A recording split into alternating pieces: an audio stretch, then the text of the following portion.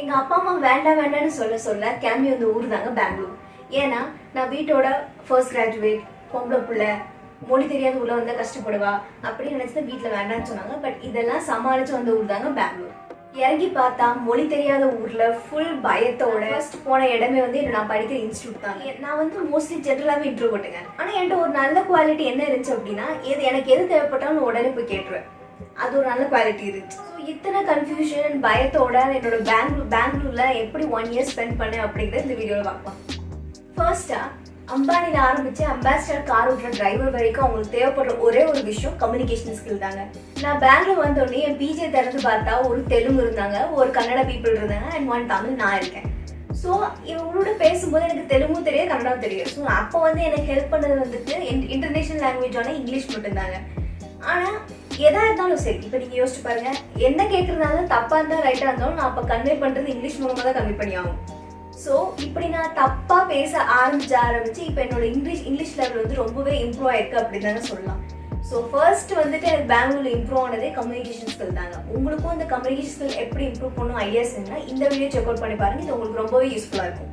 செகண்டாக நான் என்ன மாற்றிக்கிட்டேன் அப்படின்னா இன்ட்ரோவர்ட் டு எக்ஸ்ட்ரோவர்ட் குவாலிட்டி அதை வந்து டெவலப் பண்ணிக்கிட்டேன் பெங்களூர் வந்த பின்னாடி. ஃபர்ஸ்ட் டைம் நான் ஆஃபீஸ் போகும்போது ஒருத்தர் வந்துட்டு என்கிட்ட ஹாய் சொல்லி வெல்கம் பண்ணி டோரை ஓப்பன் பண்ணி விட்டாங்க.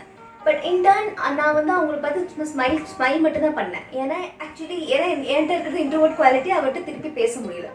பட் என்னுடைய அதே நாளில் ஒரு கொலிக் வந்து ஆஃபீஸில் ஜாயின் பண்ணாங்க and she is completely extrovert. அவங்க வந்துட்டு ஒரு ஜோவியலாக பழகுவாங்க, அவங்க ஒர்க் பண்ணுறவங்களுக்கு வந்து நல்லா ஹெல்ப் பண்ணுவாங்க அண்ட் அவங்க சுற்றி என்விரான்மெண்ட்டே ஃபன் ஃபில்லாக வச்சுப்பாங்க. ஸோ போக என்னாச்சு அப்படின்னா ஆஃபீஸில் இருக்கவங்க என்ன லைக் பண்ணுறதோட அவங்கள ரொம்பவே லைக் பண்ண ஆரம்பிச்சாங்க. பட் நான் இதை பற்றி ஜெலஸ் பண்ணல, பிகாஸ் அது நம்மளுக்கு செட் ஆகாது. ஆனால் நான் அவங்ககிட்ட நிறையா விஷயம் கற்றுக்க ஆரம்பித்தேன், நிறைய விஷயங்களை அட்மையர் பண்ண ஆரம்பித்தேன். லைக் வந்து எக்ஸ்ட்ரோவர்ட்டாக இருந்தால் நம்ம என்னென்ன விஷயங்கள்லாம் நிறைய கற்றுக்கலாம் அண்ட் நம்ம சுற்றி இருக்க என்விரான்மெண்ட்டை எப்படி வச்சுக்கலாம், இந்த மாதிரி விஷயத்தில் நிறைய கற்றுக்க ஆரம்பித்தேன். உங்களுக்கு ஒரு சீக்ரெட் டிப் சொல்கிறேன் இன்ட்ரோவர்ட் டு எக்ஸ்ட்ரோவர்ட் மாதிரி. Like this will help to develop a quality of extrovert. For example வந்துட்டு நீங்கள் புதுசாக ஒரு ஆஃபீஸ் ஜாயின் பண்ணீங்க அப்படின்னா நீங்கள் ஒரு பேக்கெட் ஃபுல் ஆஃப் கேண்டீஸ் வாங்கி வச்சுக்கோங்க. அந்த கேண்டீஸை வந்துட்டு பிரேக் டைமில் வந்துட்டு ஆளுக்கு ஒன்றுன்னு வந்து டிஸ்ட்ரிபியூட் பண்ணீங்க அப்படின்னா it will bring a smile on the face of other colleagues whom you are working with and this will make them remember you for a long time in their mind. So நாள் ஆக நானே வாலண்டியராக போய் நிறைய பேர்கிட்ட பேச ஆரம்பித்தேன், help பண்ண ஆரம்பித்தேன், நிறைய கற்றுக்கவும் ஆரம்பித்தேன். So it gave me a different feeling. I feel satisfied. So நீங்களும் இதே டெக்னிக்கை ஃபாலோ பண்ணி பாருங்கள், எக்ஸ்ட்ரோவர்ட்டாக மாறுங்க அண்ட் வேற ஒரு உலகத்தை பார்ப்பீங்க.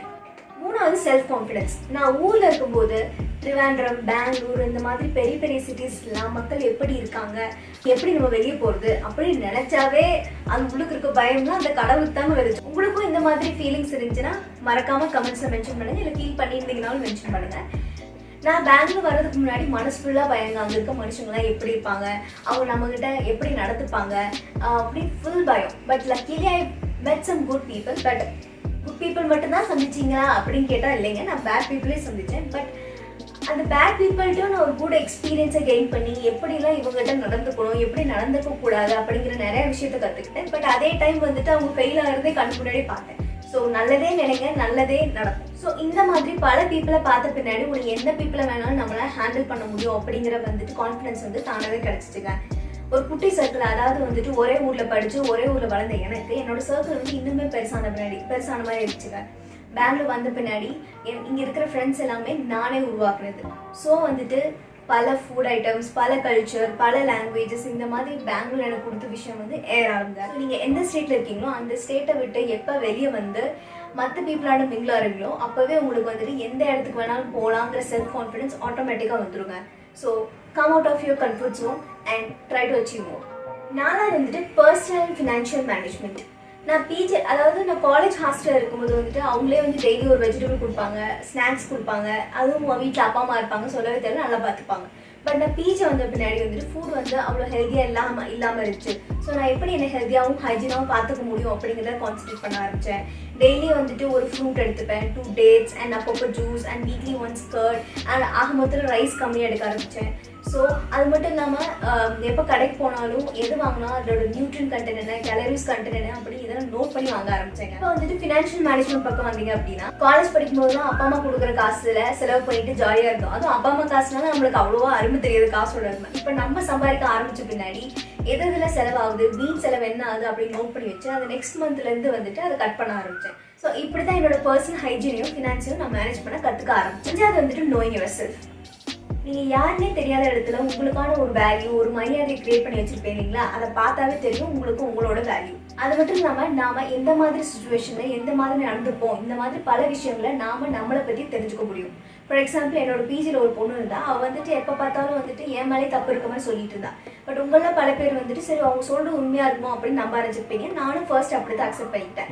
அப்புறம் போக போக பார்த்தா அவங்க வந்துட்டு நான் தான் தப்பு பண்ணுற மாதிரி என்னை நம்பவும் வைக்க பார்த்தாங்க.